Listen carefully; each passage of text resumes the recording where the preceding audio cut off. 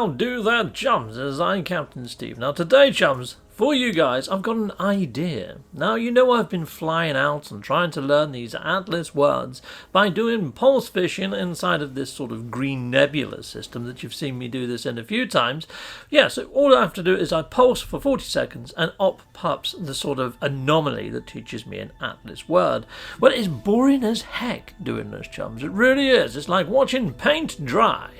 Well, I've got some ideas to improve this no end, and I really don't understand why Hello Games haven't already done this, because the mechanics and the skills to do this are already inside of their offices. So I will get to that point when I get to that point. So far there are 3 different ways of learning Atlas words in current iteration. The first one that I'm showing you now is by pulse fishing, and this should bring in some sort of anomalous item which will teach me an Atlas word. Another way is to go to the monoliths, so hit up maybe a map, find an alien monolith, or use an exocraft to find one, or just fly past one by sheer chance and learn an Atlas word there. The other way is to go to the Atlas stations. Now, the Atlas stations used to teach you a lot of words by treading on these sort of like little orbs of light, but that's been greatly reduced. So I'm just going to go through all 3 of those options, and then I'm going to give you my solution to this issue. I see it as an issue because it's not really fun gameplay. So here we are. So you saw the first one there of me learning a word. Now I'm at a monolith right now, chums. So let's head on up to the top here. Now I'm in creative right now, so I haven't learnt many of the lingo words of all the different races, unlike my normal save where I'm a complete linguist in all languages apart from the Atlas words. So here we go. This is Gek. So I only know a couple of words here. Now there's a simple puzzle. You just have to sort of read what's going on and then make a choice, usually of about 2 to 3 different options, and hope you get the right one based on the sort of little mini puzzle. And then, if you've managed to crack that little mini puzzle, you get given a word from the Atlas. There it is there. I've learned the word for reality. Lovely jubbly. However, you see these sort of knowledge stones that are around the base of this thing?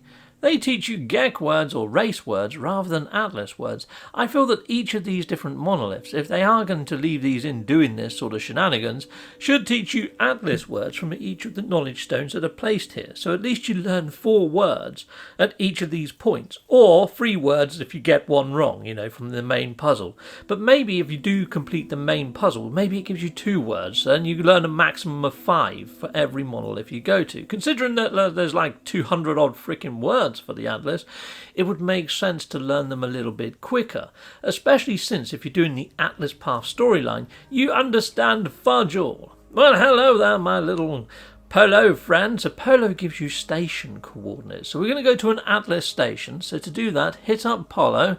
And yeah, he should give you Atlas portal coordinates. If you go to the galactic map and it doesn't work, you may have to reset your mission, then try again. But here we go. Here is an Atlas station. I'm going to fly inside of the Atlas station. Now, something to note, chums, is these Atlas stations are freaking huge and just full of quite a lot of empty space. They have 4 landing pads here, just in case you're in a fire team of 4. Now they are talking about upping the player count, so I don't know whether they've got something in store for us when it comes to maybe making these larger in size, or maybe you can only visit them in solo play. I don't know. I mean, they've got 4 landing pads here now. You can do joint venture and come here with 3 of your compondres. There you go. I'm going to jump out of my ship. Now these are those little message orbs that I was on about, these little orbs of light. Now before, when this first launched, standing on one of these would teach you an Atlas word, and there was far more of them in here. You could learn probably a dozen words per Atlas station. Then they changed it, so you learnt race words. So if this is a Gek system, I'd be learning Gek words right now. And then they changed it again, I think in Origins, where there's not so many orbs, and the orbs don't give you fudge all. So yeah, running around here like a crazy man possessed, using up all my frickin' lung power, don't learn anything. The only places where you do learn them is up on the actual mezzanine and on the main gantry and walkway. I mean, just to prove a point, I'm going to tread on all of these to show you that you don't learn words here anymore in the same frequency as what you used to. So a lot of people, when I've been doing the Atlas word pulse fishing, a lot of the comments are, Captain Steve, well, I learnt all of mine just going to the Atlas stations. You quite easily could before, chums. You can't anymore. So here we go. I've learnt one Atlas word so far by treading on all these little orbs of light. I'd imagine this one here on the main gantry is also going to reward me a word. The most I've ever learnt is 3 now, chums, since this changed to the iteration. There we go, I've just learnt 1. Now, Hello Games made an awesome puzzle platformery type game called The Last Campfire, and I'm hoping we can add elements in to make this more interesting, because as you can see, chums, this is not interesting, not fun, and it rewards you with fudge all. I learnt 2 words in the whole of this massive great big station. Look how big it is. There's so much room in here. Now, they could quite easily do something like this, smash in the 3rd wall and jump into The Last Campfire.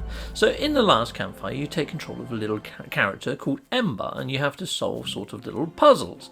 Now, they could quite easily encompass some puzzles like this within the side of No Man's Sky. And at the moment, I'm using some sort of magical trumpet thing or horn to move these cubes around, and you've got to sort of get all the cube faces into the empty spaces of your cube and put them on the little pressure pad to activate a bridge. So there we go, done diddly done. And they could quite easily do this in an Atlas station. They really could, couldn't they? You know, the same sort of mechanics, apart from your little spaceman moving these around, and maybe it's a bit redder. But yeah, they could so easily implement a puzzle like this. Considering they've got people already working in their studio that made these awesome puzzles, they could just put in a multi-tool attachment that allows you to move things around for puzzles within inside of the Atlas, and gives you these sort of abilities to solve these puzzles. And you could just make a multi-tool for puzzle solving in the Atlas, an Atlas multi-tool, an experimental or something, you know. But there we go. I'm moving this around like a crazy man possessed, trying to work out how to do this. It took me a little while to solve it, and then I was like, you don't need to drop it off that main hook. You can just drop it off anywhere. So here we go. I think I know how to solve it now. So I just need to go up, do like a little mini horseshoe type shape like that. So the empty space is facing up. There we go. Roll it on. Boom. You're in. I'm done. And then I can put this on the pressure plate.